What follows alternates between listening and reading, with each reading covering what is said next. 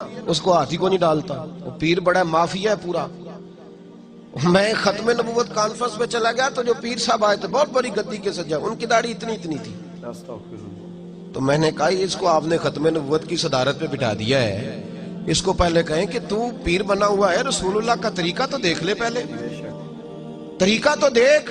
سمجھ آ رہی ہے میری باتوں کی میرے بھائیوں کو؟ ایک شخص نے لمبے بال رکھے ہوئے تھے, اس کے بال یوں بکھرے ہوئے تھے. حکم یہ ہے شریعت کا, نبی پاک صلی اللہ علیہ وسلم کی زلفیں آدھے کندھوں تک, آدھے کانوں تک, یا پورے کانوں تک, یا کندھوں تک, اس سے زیادہ محبوب نے زلفیں نہیں رکھی. اور صاحب فتاوی عالمگیری نے بھی لکھا ہے کہ مرد اگر نیچے زلفیں کرے گا نا کندھوں سے تو حرام ہے اس کے لیے. مرد کے لیے کیا ہے, بول کے بتائیے, حرام. اور نبی پاک علیہ السلام نے فرمایا یہ عورتوں کا طریقہ ہے, اور لعنت ہے اس مرد پر جو عورتوں جیسی شکل بنائے, اور اس عورت پر جو مردوں جیسی شکل بنائے. یہ نبی پاک کا فرمان ہے, ملعون کا. تو کہا گیا اعلیٰ حضرت ایک شخص نے نا لمبے بال رکھے ہوئے تھے, تو اعلیٰ حضرت سے فرمایا کٹوا بال. بولیے. کہنے لگا جی میرے پیر صاحب بھی رکھے ہوئے ہیں میرے. اللہ اکبر. تو اس نے کہا جی میرے پیر نے بھی رکھے ہوئے ہیں. تو تاریخی جملہ کا اعلیٰ حضرت نے, آپ فرمانے لگے کیا کہا تو نے پیر نے بھی رکھے؟ فرمایا شریعت تیرے پیر کی نہیں چلے گی, شریعت محمد مصطفیٰ کی چلے گی, رسول اللہ کی شریعت چلے گی. تیرے پیر کی شریعت, ہاں شریعت نبی پاک کی ہے. پیر نے رکھے ہیں تو کیا بات ہو, غلط کام کرے گا تو مانا جائے گا کیا؟ یہ نظریہ تھا. تو بڑا مولوی تھا, بڑا مدرسہ تھا, اس نے کہہ دیا ختم نبوت میں کوئی بات کرے تو فرق نہیں پڑتا. اعلیٰ حضرت نے پہلے سمجھایا, اب اس کو کوئی ہاتھ نہیں ڈالتا تھا, تو فاضل بریلوی نے ڈالا. ملک سخن کی شاہی تم کو رضا مسلم, جس سمت آ گئے ہو سکے بٹھا دی. اور پھر ایک اور مولوی اٹھا, اس نے کہا جی اللہ ان اللہ علی کل شیء قدیر, اللہ ہر چیز پہ قادر ہے, تو جھوٹ بولنے پہ بھی قادر ہے. فاضل بریلوی نے سمجھایا, جب نہ مانا تو فتوی کفر دیا. ایک اور اٹھ کھڑا ہوا, اس نے کہا جیسا علم نبی پاک کو ہے ویسا جانوروں پاگلوں سب کو ہے. اس کے گلے میں پھولوں کا ہار ڈالنا چاہیے تھا, دیانتداری سے بتانا, پھولوں کا ہار ڈالنا چاہیے تھا. اعلیٰ حضرت نے فرمایا تو بھول گیا ہے, وَعَلَّمَكَ مَا لَمْ تَكُنْ تَعْلَمْ, اللہ نے سب سے زیادہ علم اپنے نبی کو عطا فرمایا ہے. سبحان اللہ. اس نے کہا جی چونکہ چنانچہ میرا مطلب تھا, یہ تھا وہ تھا. جب بحث بڑھنے لگی تو فاضل بریلوی نے قرآن پاک پڑھا. فرمایا کیا کہا تم نے, یہ مطلب تھا وہ مطلب تھا, تم نے قرآن نہیں پڑھا؟ یا ایھا الذین آمنوا لا تقولوا رعینا وقولوا انظرنا.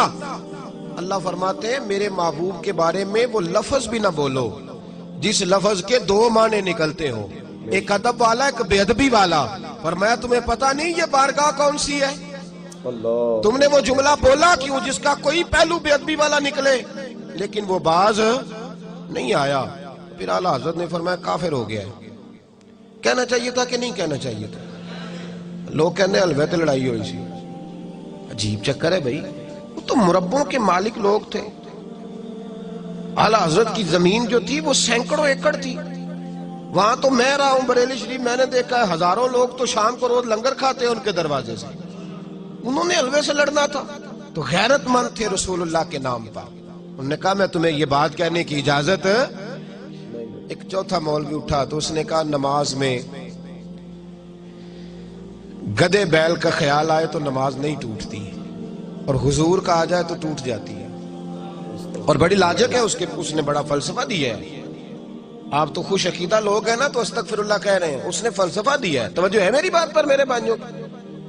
اور یہ کتابوں میں باتیں آج بھی لکھی ہوئی ہیں, اسی طریقے سے آپ کو مل جائیں گی. میں ایک پہلو صرف, چونکہ میں نے نظریات چھیڑ دی اعلیٰ حضرت کے, تو میں ایک پہلو صرف بیان کر رہا ہوں. اس پہلو کو چھیڑنا بڑا اہم ہے اس دور میں. تو اس نے لاجک پیش کی, کہنے لگا کہ نماز میں گدے بیل کا خیال آئے گا تو عزت کے ساتھ نہیں آئے گا. گدا کوئی عزت والی شے نہیں, بیل کوئی بداہر عزت والی شے. تو نبی پاک علیہ السلام کا جب خیال آئے گا نا تو وہ عزت کے ساتھ آئے گا. تو نماز میں اگر غیر خدا کی عزت کرو گے تو نماز ٹوٹ جائے گی. کیسا فلسفہ ہے نا فلسفہ. اور اس پہ بڑے سارے لوگ اس نے لگائے جو آج بھی لگے ہوئے ہیں. یہ لاجک دی اس نے. اور بہت سارے عقل مند ہوتے ہیں جو بس بیچارے الجھ جاتے ہیں. میری بات کی سمجھ آئی میرے بھائیوں؟ تھوڑا سا مضمون میں نے مشکل چھیڑا ہے لیکن یہ ضروری بڑا ہے. اللہ کرے میری قوم اس مضمون کو سمجھ جائے. آمین تو کہنا سارے. اللہ کرے آپ سمجھ جائیں. آپ ساری زندگی ہم سے ہی سوال پوچھتے رہتے ہیں. سمجھے اس پہلو. فاضل بریلوی رحمت اللہ تعالیٰ علیہ کے سامنے اس نے کہا کہ نماز کے اندر حضور کا خیال آئے گا تو تعظیم کے ساتھ آئے گا, تو اللہ کی عبادت میں غیر کی تعظیم آ گئی تو نماز ٹوٹ جائے گی. علماء بڑے تھے اس وقت بھی, سارے چپ رہے کیونکہ مولوی بڑا تھا. اعلیٰ حضرت نے فرمایا نا بھائی, ہم اسے بڑا مانیں گے جو رسول پاک کے دروازے پہ جھکا ہوا ہوگا, اسے بڑا مانیں. اعلیٰ حضرت فرمانے لگے تو کہتے حضور کا خیال آئے تو نماز ٹوٹ جاتی ہے؟ فرمانے لگے ہماری رائے یہ ہے کہ جب تک مصطفیٰ کا خیال آئے نہ تب تک نماز مکمل ہی نہیں ہوتی. سبحان اللہ, سبحان اللہ.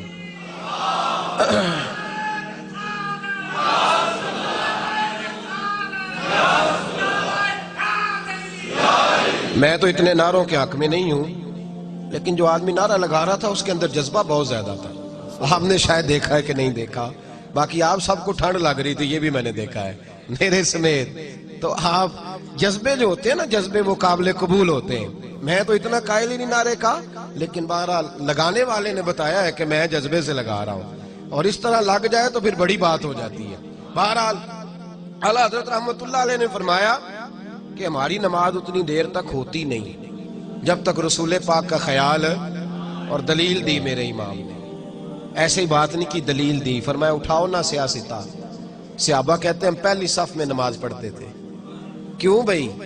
حضرت بلال سے پوچھا گیا کیوں پہلی صف میں پڑھتے تھے؟ تو آپ فرمانے لگے اس لیے کہ نماز بھی ہوتی رہتی تھی, چوری چوری رسول اللہ کی دید بھی ہوتی رہتی, سبحان اللہ. اس لیے ہم نماز پڑھتے تھے. ادائے دید, اقبال کہنے لگے ادائے دید سراپا نیاز تھی تیری, اور کسی کو دیکھتے رہنا نماز تھی تیری.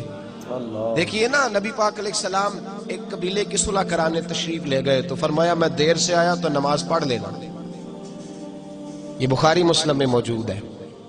محبوب کو آنے میں دیر ہوئی, حضرت بلال نے اقامت پڑھی تو پتا تھا صحابہ کو امام بنانا کس کو ہے. جناب صدیق اکبر کو امام بنا لیا گیا. انہیں پتا تھا کہ حضور کے بعد امامت کس کو دینی ہے. حضرت ابوبکر صدیق امام بنے, نبی پاک صلح کرا کے آئے, پہلی صف میں حضور تشریف لائے. شارحین کہتے ہیں تو صحابہ نے ہاتھوں پہ ہاتھ مارے, ایک صف ٹوٹ گئی. اگلی صف میں حضور گئے تو اگلی صف والوں نے بھی نماز توڑ دی, صف توڑ دی. حضور کو رستہ دیا, 7 صفیں تھیں, 7 صفوں میں صحابہ نے رستہ بنایا. محبوب پہلی صف میں پہنچے. حضرت ابوبکر صدیق نے نماز میں پیچھے ہٹنا شروع کر دیا, نماز میں پیچھے ہٹنے لگے. حضور نے فرمایا ابوبکر پڑھاؤ نماز. پھر پیچھے ہٹنے لگے. حضور نے فرمایا ابوبکر پڑھاؤ نماز. تیسری دفعہ پھر پیچھے پڑھاؤ نماز. تو جناب صدیق ایک بار پیچھے ہٹ گئے. یہ کہاں تعظیم ہو رہی ہے؟ کس حالت میں؟ اذان وزل سے تیرے عشق کا ترانہ بنی, اور میری نماز تو اس کے نظارے کا ایک بہانہ بنی. اعلیٰ حضرت رحمت اللہ علیہ فرمانے لگے ادھر آ دیکھ تو صحیح, آج لے ان کی پناہ, آج مدد مانگ ان سے, کل نہ مانیں گے قیامت میں اگر مان گیا.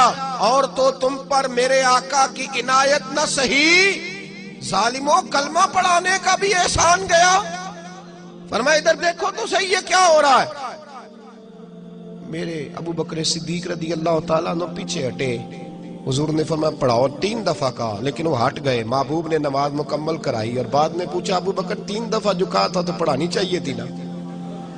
تو جناب صدیق ایک بار رو پڑے, عرض کرنے لگے حضور اب ابو قحافہ کے بیٹے کی اتنی جرت تو نہیں نا کہ مصطفیٰ کی امامت کراتا پھرے. اعلیٰ حضرت فرمانے لگے یہ تعظیم نہیں ہے نماز میں. اور پھر جب تو نماز میں کہتا ہے السلام علیکہ, تو یہ تعظیم نہیں کر رہا تو؟ کیا وہاں بےدبی کا معاذ اللہ نظریہ رکھ کے سلام پڑھتا ہے؟ فاضل بریلوی نے سمجھایا, فرمایا نہ ایسے کرو, اللہ نے تو اپنے حبیب کو تمہاری بخشش کا ذریعہ بنا کے بھیجا ہے, اور جس نے تمہیں بخشوانا تھا اسی کے بارے میں باتیں کرنے لگے ہو. تو ڈٹ گئے فاضل بریلوی میدان کے اندر. اور اعلیٰ حضرت رحمت اللہ علیہ نے بڑی ذمہ داری کے ساتھ ان لوگوں کا مقابلہ کیا. آپ سوچ نہیں سکتے आला हजरत के कलम चलाने, अब तो लोगों को बड़े बुखार चढ़ गए हैं ना, कहते हैं उनका कारनामा क्या है, तो बुखार चढ़ गया लोगों। हालांकि अगर फाजिल बरेलवी उस वक्त मैदान में ना आते तो ये लोग आज तक पता नहीं क्या हाल कर चुके होते किस। और फिर एक और बात यहां जरूर याद रखिएगा, आला हजरत ने जिन लोगों पे फतवा दिया, और ये एक जोज है उनकी जिंदगी का, वरना मैं शुरू में कह चुका कि उनके साइंसी उलूम, उनके नजरियात, अफकार हर मैदान में बड़े मजबूत हैं। उन्होंने जब इन लोगों पर फतवे दिए हैं तो फिर वो फतवे खुद नहीं दिए, बल्कि उन इबारतों का अरबी तर्जुमा करके तो हरमैन शरीफैन भेजा। उस वक्त वहां तुर्की हुकूमत करते थे। उलमा जो मस्जिद नबी और हरम शरीफ के इमाम थे, उन्हें वो किताबें दिखाई, उन्होंने कहा कि ये कौल कुफर है। आला हजरत रहमतुल्लाह अलैह ने फिर समझाया कि बाज आ जाओ, ऐसी बात करने की जरूरत क्या है जिसके पीछे छुप के हुजूर की बेअदबी। अब लोगों को पता था कि ये बड़े आलिम हैं, अब हमारे लिए, अब लोगों ने गर्द उड़ानी शुरू कर दी, कहने लगे वो तो कब्र परस्त थे। कहते हैं कि नहीं कहते लोग। और तकलीफ की बात है कि एक आदमी, उसने सफेद दाढ़ी रखी हुई है और वो मस्जिद में मिंबर पे बैठा है, और वो मस्जिद में बैठ के ये कह रहा है कि अहमद रजा बरेलवी कब्र परस्त थे, उसे अल्लाह से डरना चाहिए। ठीक है, अपनी जमातों की मजबूती के लिए बड़ा कुछ करते हैं, पर उसे अल्लाह से डरना चाहिए। तो इतने बड़े लफ्ज ही कह गया है, सोचा ही नहीं किसके बारे में कह गए, जिन्होंने तौहीद इतनी मजबूत करके उंडेल दी, उनके बारे में कह गए तुम। आला हजरत रहमतुल्लाह अलैह से किसी ने पूछा मजार पे जाने का तरीका, आला हजरत ने फरमाया न कब्र को हाथ लगाना है, न बोसा देना है, न हाथ लगाना है, न बोसा देना है। और फरमाया तवाफ बिल इत्तेफाक हराम है। लोगों ने कहा हुजूर फिर हाजिरी कैसे देनी है? तो आला हजरत का फतवा, ओ मेरे भाइयों मिन्नत करता हूं ये चीजें मशहूर करो दुनिया में, ये मशहूर करो। हमारा ज्यादा नुकसान वो मलंग तलंग कर रहे हैं जो दरबारों पे बैठे हुए हैं, ये गंद जो डाल गया इसे साफ करो। फाज़िल बरेलवी रहमतुल्लाह अलैह ने फरमाया किसी बुजुर्ग के मजार पे जाओ तो 4 हाथ दूर खड़े होके फातिहा पढ़ो। कितनी दूर? 4 हाथ। एक शख्स ने कहा हुजूर मदीने जा रहा हूं, नबी पाक की जालियां चूम लूं? क्या क्या जवाब है बरेली के इमाम का, कमाल कर दी। लोग तो यहां कहते हैं ना जाली चूमनी है, चूम लूं? आला हज़रत उससे पूछने लगे तेरा मुंह इस काबिल है तो मुस्तफा की जालियों को लगाए? तेरा मुंह इसका पाए नजर होश में आ, ये कुव्वे नबी है, आंखों से भी चलना यहाँ बेअदबी है। और फाज़िल बरेलवी फरमाने लगे पेशे नजर है वो नौबहार, मेरा सजदे को दिल है बेकरार, रोकिए सर को रोकिए यही तो इम्तिहान है। फाज़िल बरेलवी के नजरियात तो समझ मेरे भाई। आला हजरत ने फरमाया 4 हाथ दूर खड़े रहना है कब्र से। कितने हाथ? सारे बोल के बताइए। 4 हाथ कब्र से। जो सजदा करता है वो खुद जिम्मेदार है, जो पीर कोई तबाही करता है वो खुद जिम्मेदार है। वो हमारा नजरिया यहां तो तमाशा लग गया। आला हजरत रहमतुल्लाह ने शराइत लिखी है पीर के लिए, फरमाया पहली शर्त यह है कि उसका अकीदा ठीक हो, ना राफजी हो ना खारजी हो। उसका अकीदा बोलिए, उसके पीछे कभी नहीं लग जाना जो हजरत उस्मान को बुरा कहता हो या माज़ अल्लाह ताला हजरत इमाम हुसैन को बागी कहता हो। इसका नजरिया ठीक नहीं। पहली बात अकीदा। और दूसरे नंबर पे आला हजरत ने फरमाया कम से कम इतना आलिम जरूर हो कि जरूरत का मसला किताब से निकाल ले। हम जाहिलों के कायल बिल्कुल कायल नहीं, जिम्मेदारी से कह रहा हूं, बिल्कुल कायल नहीं जाहिलों। जिस बेचारे को दुआ सीधी मांगनी नहीं आती वो भी पीरे तरीकत बन के बैठ गया है, और वो असल गलती तो हमारी है। आपने मौलवी देखे होंगे पीरों की शान बयान करते, कभी को पीर भी देखे मौलवी की शान बयान करता? होता मौलवी नू की पता है।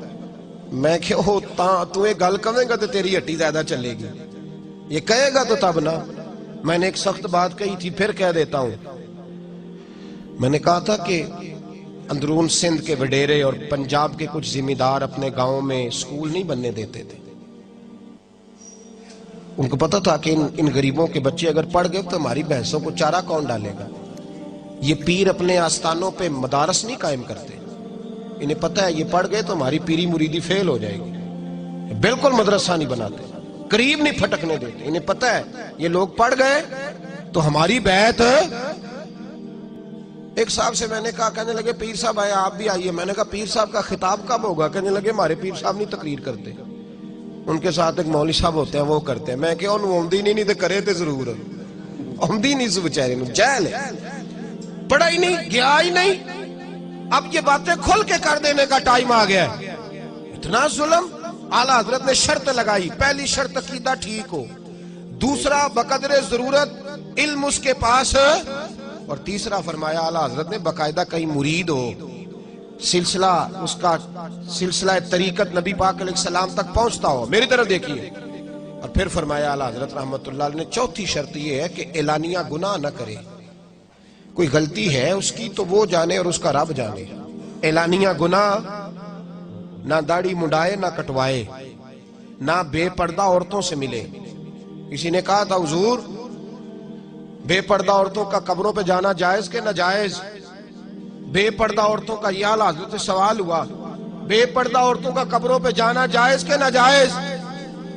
بی بی مزار پہ حاضری دینے گئی، سجادہ نشین کے پاس گئی، بعد میں کہا جناب وہ تو بڑا مسئلہ بن گیا جی، وہاں تو خرابی ہو گئی، وہ پیر صاحب پہ پرچہ دینا ہے. تو اس خامن پہ پرچہ نہ دیں جس کی بیوی آزادانہ جاتی ہے پیر صاحب کے پاس، اس کے بھائی پہ پرچہ نہ دیا جائے.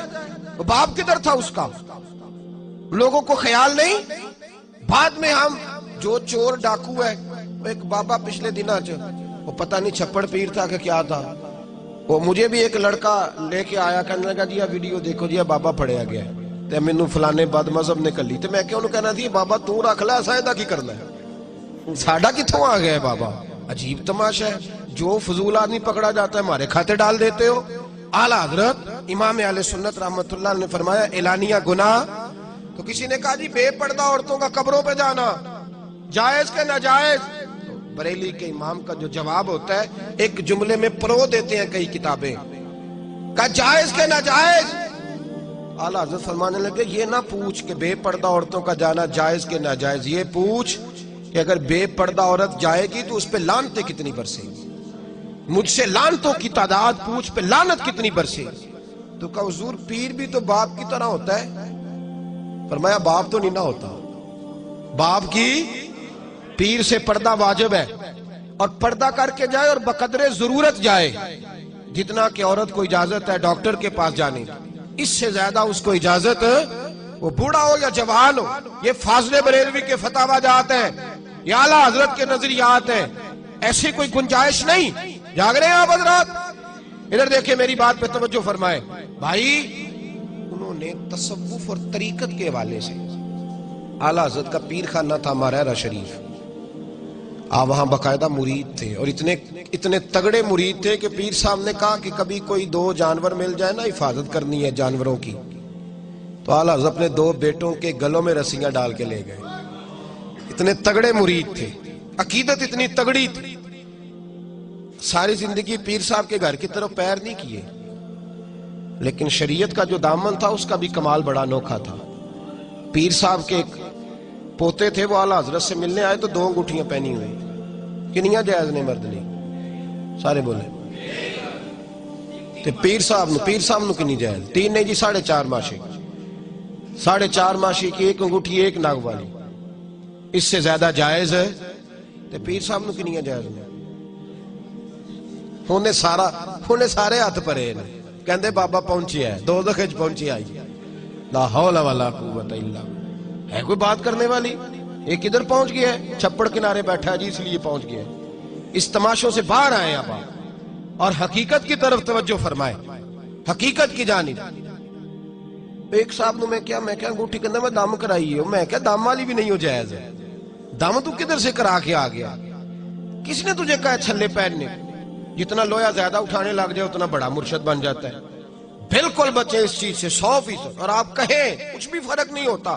آپ کہیں میں کہہ دیتا ہوں میرے سے کوئی ہاتھ میں لائے 2 انگوٹھ میں کہتا ہوں ایک ڈال یار، کیوں یہ تم نے کام کیا ہوا؟ تو پیر صاحب آئے، پیر زادے کون؟ پیر صاحب کے پوتے اعلیٰ حضرت کے پاس، تو 2 انگوٹھیاں پہنی ہوئی تھی. فرمانے لگے حضور اگر مہربانی کریں تو ایک مجھے نہیں دے دیتے تحفے میں؟ نے کہا جناب لے لے، سمجھانے کا طریقہ دے لیں. انہوں نے دے دی. تو فاضل بریلوی رحمت اللہ تعالیٰ علیہ نے اگلے دن ان کا جو پوسٹل ایڈریس تھا نا اس پر انگوٹھی پوسٹ کر دی اور فرمانے لگے آپ نے تحفہ دیا، فقیر نے قبول کر لیا، لیکن میرا حق تحفے لینے کا تو نہیں، آپ کو دینے کا ہے۔ صرف گزارش یہ تھی کہ آپ پیر ہیں، آپ مرشد ہیں، آپ کو لوگ فالو کرتے ہیں، آپ 2 انگوٹھیاں پہنیں گے تو لوگ 6 شروع کر دیں گے، تو مہربانی کریں، آپ کو زیبا نہیں۔ تو وہ بھی بڑے باپ کے بیٹے تھے تو بڑی بات ہی کر گئے، بڑے باپ دادا کے بیٹے تھے تو بڑی بات ہی کر گئے۔ انہوں نے کہا مولانا جب تک آپ جیسے مرید رہیں گے انشاءاللہ پیر بھی سیدھے رہیں گے، سیدھے رہیں گے۔ خط لکھا تو فاضل بریلوی رحمت اللہ علیہ نے بڑے کھلے نظریات کے ساتھ، جس زمانے میں اقبال کہتے تھے نا کہ سارے جہاں سے اچھا ہندوستان ہمارا، اقبال مخالف تھے 2 قومی نظریے کے، اور ایک دور تھا جب اقبال کہا کرتے تھے سارے جہاں سے اچھا ہندوستان ہمارا۔ تو پھر ان کی بھی ملاقات رہنے لگی سید دیدار علی شاہ صاحب سے، وہ تھے خلیفہ اعلیٰ حضرت کے۔